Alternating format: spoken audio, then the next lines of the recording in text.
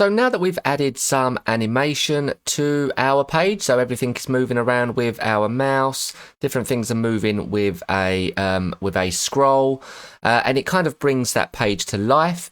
We can also start applying some page transitions, and this is a new feature which recently came out with an update within Elementor, so you can have a play around with this one as well. So to do that, let's come back to our admin dashboard. And first off, we just want to set our homepage now. So under settings and reading, let's just go ahead and configure a static homepage and set this to the page that we've just built. So now we can save those changes.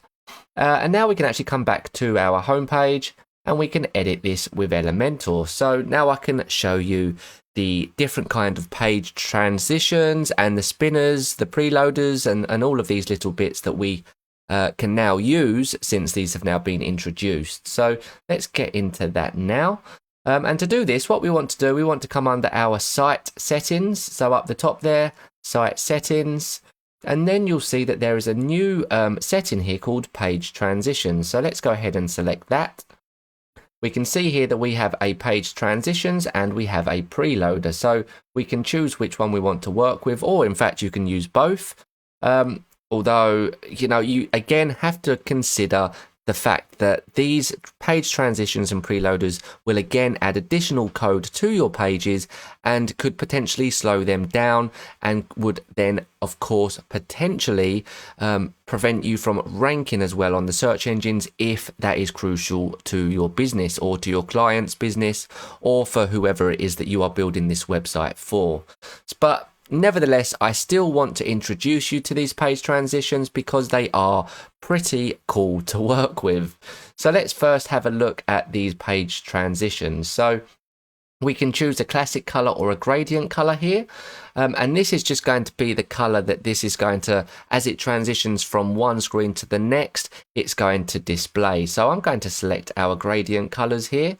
So I've just selected our primary and secondary, so that those are selected, degrees at 120. And now we can play around with these entrance animations. So let's just go ahead first of all with a fade in. And we can see that we've got exit animation as a fade out. Of course, we can set the duration here. Let's go with 2 seconds, although I think that will be a bit too long. Let's go ahead and update that. And now we can have a look at our website. So I'm just going to copy that localhost root domain there, paste that in here. And this is now going to display our homepage. And as you just saw, that page gradually faded in, and then as we click around the website, it will fade out and then fade into our new page. So it does look very, very neat. We select services, it's going to fade out and then fade into services. Of course, we haven't built these pages yet, but you can see as we click around our website back to our homepage, that neat fade in, fade out transition does look very neat. Now, I would say that 2 seconds is a bit long. I mean, nobody wants to be hanging around for excessive amount of time between page loads. Of course, we know how important page speed is now. So let's just set this to 1 second. So now if we click around 1 second and it opens, and then over to services, 1 second, and then it opens.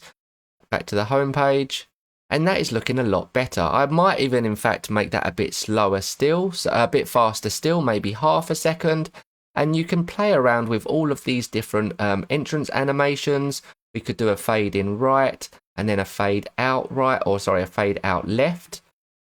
We could leave that like that and update this. We could come and check out what this transition looks like. Let me just reload and reload again.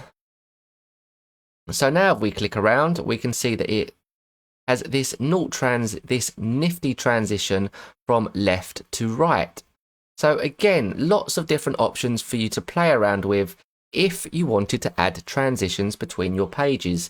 And again, if you are showcasing your skill as a WordPress developer, these kinds of things do add that little bit extra to your website. So if you have clients that are coming to check out your agency or your own personal portfolio website, and they can see all of these neat little tricks that you have got going on with your website, then these could be the things that actually end up winning you new clients when they come and check out your actual website. So they are very, very cool, and I do suggest you have a little play around with them. Let's take a look at the preloader quickly. And if you don't know what a preloader is, it just basically adds a preloader like what you're seeing here to your page. So as it is loading on a new page, you'll see this preloader appear just here. So let's just go ahead and set that as the spinning. We can change the animation. I think by default it's set to none. We could have spinning, we could have bouncing. We can change the animation of that actual icon here. We can also change the duration. We can add any delay if we wanted, and we can change the size and color of it. So let's say that we wanted it. We'll leave it white for now. That's fine. But you can change the color there obviously as well. So let's go with spinning. And so as we now start using this, if we update this now, what I will actually do is turn off the transitions. So turn them off. Let's update. We now come back to our home page. We should see our preloader in action as we click around our website.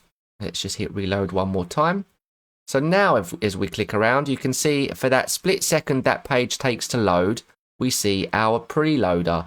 Now, of course, if you've got a page that is going to take longer to load, you're going to see that preloader for a little bit longer until everything on that page is loaded. Once it is loaded, it's going to display it all in one go without having to load as the visitors land on it and begin to scroll. So again, you've got your preloader there. You can do all kinds of bits with this. You can change the actual icon. Let's say that we wanted, I don't know, a man, a snowman. We can have a ginormous spinning snowman as a preloader. You really can change absolutely anything. So do have a play around with this. There's different options here where you can even add your own image as a preloader. You've got animations, all sorts of little things that you can do. And again, it just adds that little bit of extra chemistry to your website for when visitors are coming to check you out if you are using it as a portfolio website.